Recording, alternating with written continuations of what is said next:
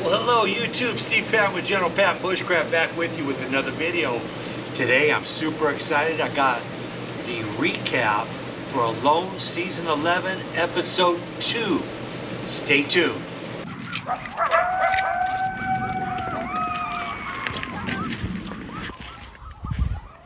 Alright friends, let's get right into it.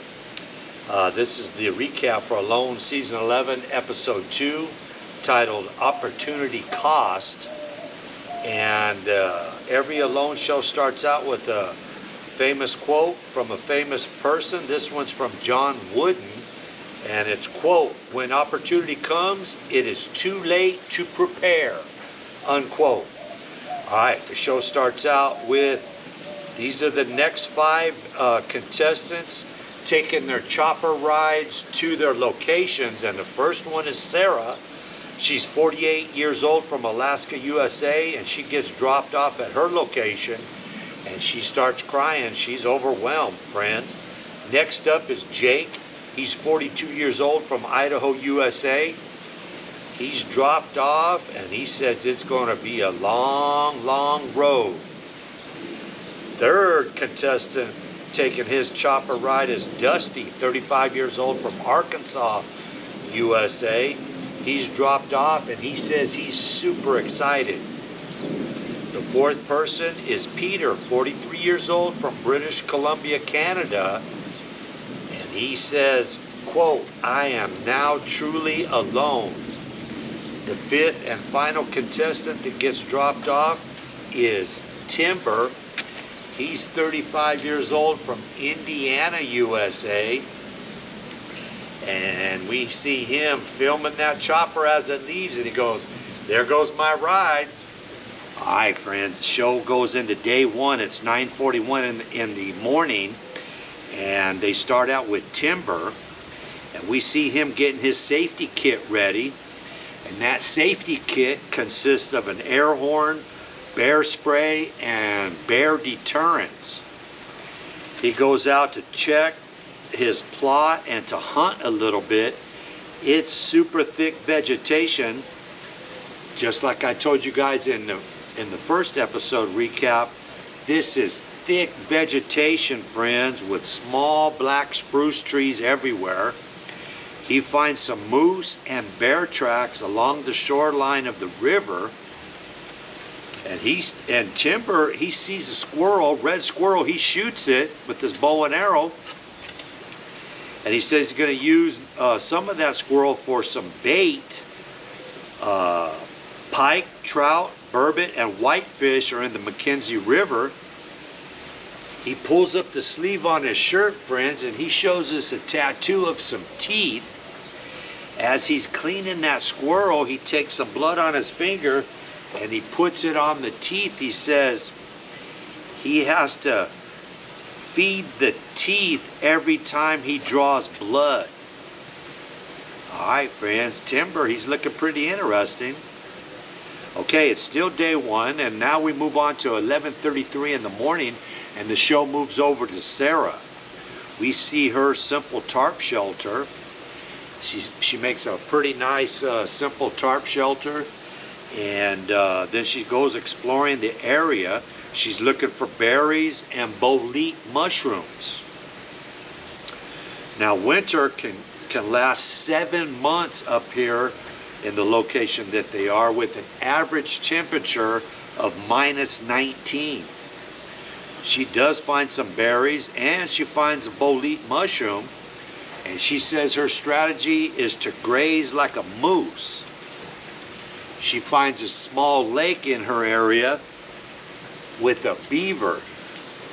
This beaver's out there swimming, and this thing's slapping its tail. She doesn't have her bow and arrow with her, friends.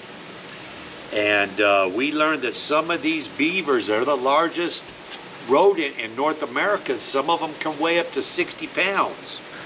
All right, friends, it's day one still. It's 1:09 in the afternoon.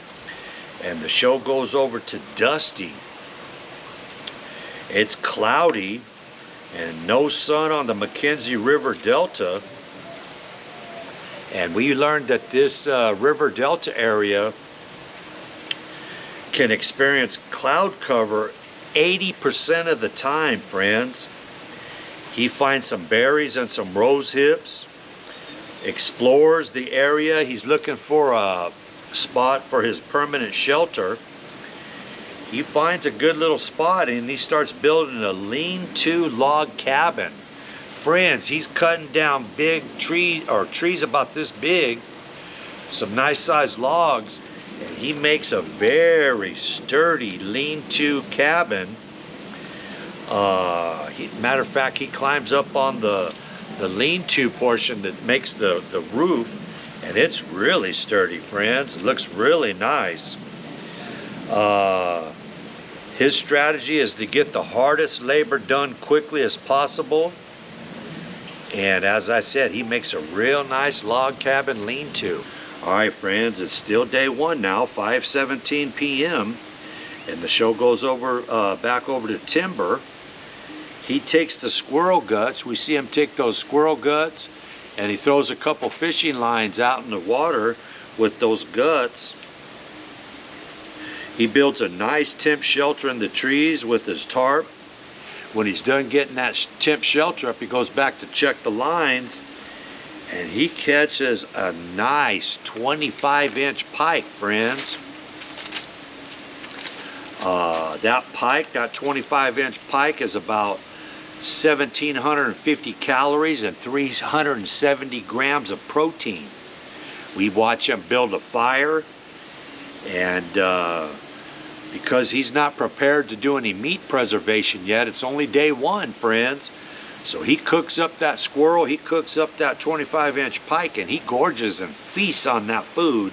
He has no way to preserve that meat. All right, friends, now the show moves over to day two. It's 6:42 in the morning, and we get to see Peter. He tells us that he got a pretty good night's sleep, and he tells us the first day he was a little confused, and he hasn't drank any water yet, friends. So he gets up day two, and he has a real hard time building a fire. He tries for several hours, he can't get it done, so he decides to go exploring, and he finds a kettle lake, and these kettle lakes are made by leftover glaciers that melt, friends. He finds a game trail, a real nice game trail with some fresh bear scat. Goes back to camp, he finally gets a fire going and boils some water to drink.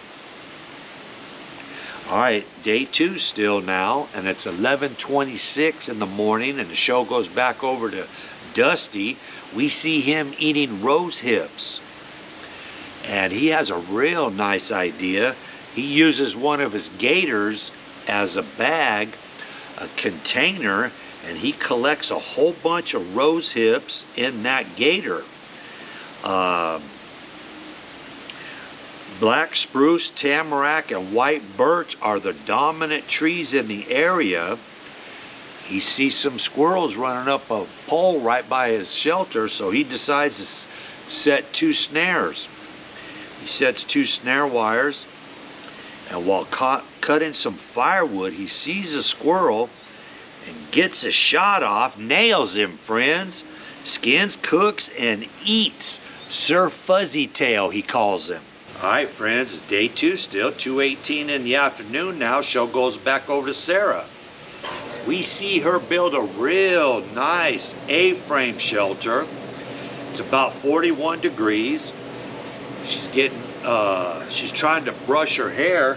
She's trying to figure out something to make a brush out of. She's got real long, beautiful hair, friends. And so she kind of combs it out with her fingers, puts her hair in a braid, and takes a break from working on that shelter, and she goes back to that kettle lake to look for that beaver. So far she's had some lingon berries, some blueberries, some bog cranberries, and some boletes since the launch. Now she goes back over to that small little lake, friends, and I'll be doggone, that beaver starts swimming right up to her. She's got her bow and arrow this time. She gets a shot off, and it looks like she nails the beaver. But I did notice when that beaver dove, it slapped its tail. We see the arrow stuck. It's about sticking about this far out of the water, stuck in the mud. She strips down, friends, and goes in, hoping to get that beaver, but nothing doing, friends. But she does retrieve her arrow, so good on Sarah. We see her go back to the shelter and hang her clothes up to dry. All right, friends, it's day 3 now, 9:21 in the morning, and the show moves over to Jake. Jake is down by the water. He's seeing ducks, and he's seeing peregrines, and those are the fastest birds in the world, friends. They can fly up to 200 miles an hour. And remember, Jake is a falconer. And he gives us some bad news, friends.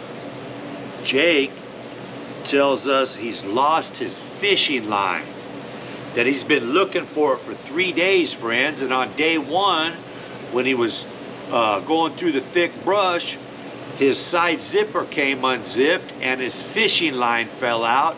He can't find it. Oh my goodness, he spent 3 days looking for it. So we see him make a nice gill net for some passive fishing. Oh man, bad luck on Jake. All right, day 3 now, and it's 4:07 p.m. and the show goes back over to Peter. And we see Peter using that sharpened shovel that he brought, and he's peeling some logs for a permanent bed. He's making his permanent shelter. And friends, he's got a real nice idea. He's got an idea to make a dome shelter, a willow frame dome shelter. He builds a nice big 8-foot long, real wide bed out of those logs, and he builds that willow frame dome over the top. It's called a kalervik, and the indigenous people built this type of lodge in the area. So good idea on Peter. All right, friends, it's day 4 now, 2:41 p.m. and the show goes back over to Jake. Jake did not bring a ferro rod. We see him working that bow drill to get a fire going. He finally gets a fire going, and he's got an excellent idea to make a container out of some birch bark, friends. He gets a nice piece of birch bark, rolls it up into a container about this big, about yay big. He stitches it together with the spruce root, and he makes a real nice tinder box because he didn't bring a ferro rod, friends, so he took a bunch of dry rot and made charcoal out of it. And we learned that he has this carbon steel belt buckle that he can make sparks off of. He can shoot sparks off the carbon steel belt buckle onto the charcoal that he made out of that dry rot wood. And we see him do it, very successful. So good on Jake. It's day 5 now, 8:27 in the morning, and the show is still with Jake. He's very hungry. He goes down to check on that gill net that he made. Nothing in the gill net. He sees a beaver, friend, so he gets a piece of willow, some fresh willow leaves on a willow branch. He puts it in the water close to the shore. He's hoping to lure that beaver up close to shore so he can get a shot off. He sits there on the bank hiding in the grass for a few hours, and the beaver never comes back, friends. So it's still day 5, 11:32, and the show goes over to Timber. It's 11:32 in the morning, and he shows us the arrow quiver. Friends, he brought that arrow quiver container, and he lined the inside of it with beeswax so it's waterproof. And he's got an excellent idea to use that quiver as a canteen. So he doesn't have to boil just 2 quarts or 1 quart of water at a time. He can boil pot after pot of water and store it in this canteen. Brilliant idea. Brilliant on Timber's part. So he goes out. These contestants are able to bring an armband, a leather piece of protectant for their bow and arrow, and he takes that thing and makes another quiver out of it, cuts it in half, stitches it together, friends, with snare wire and stuff. Ingenious idea, and he ties that to his bow so he still has a quiver for his arrows. It holds 5 arrows on there still. But he's got his original quiver as a canteen now. After he makes that, friends, we see him go hunting for big game. And friends, he sees a big bull moose out there in the clearing, laying down out there. Big old bull moose, friends. So he starts calling it. He makes 2 calls. Sounds like a baby moose call. And friends, that big bull moose starts coming towards him. It gets to 400 yards. He originally sees it. It's 500 yards out there. It's coming into 400 yards, friends. 300 yards. 150 yards, friends, and he tells us his heart is pounding. The thing gets close enough, he fires a shot off with his bow and arrow, and it's just a little bit short, sticks in the tall grass. He's able to get another shot off, and friends, about 10 yards out from the bull moose, it hits this twig and veers off to the right, and the big bull moose takes off, friends. Oh man, we see Timber back at camp and he is numb. Totally speechless, friends. He blew that opportunity on that big bull moose. And he's speechless and numb, friends, and that's where the show ends. Alone, season 11, episode 2, titled Opportunity Cost, ends right there, friends. And I want to thank you for stopping by the channel. Before you leave, please consider subscribing.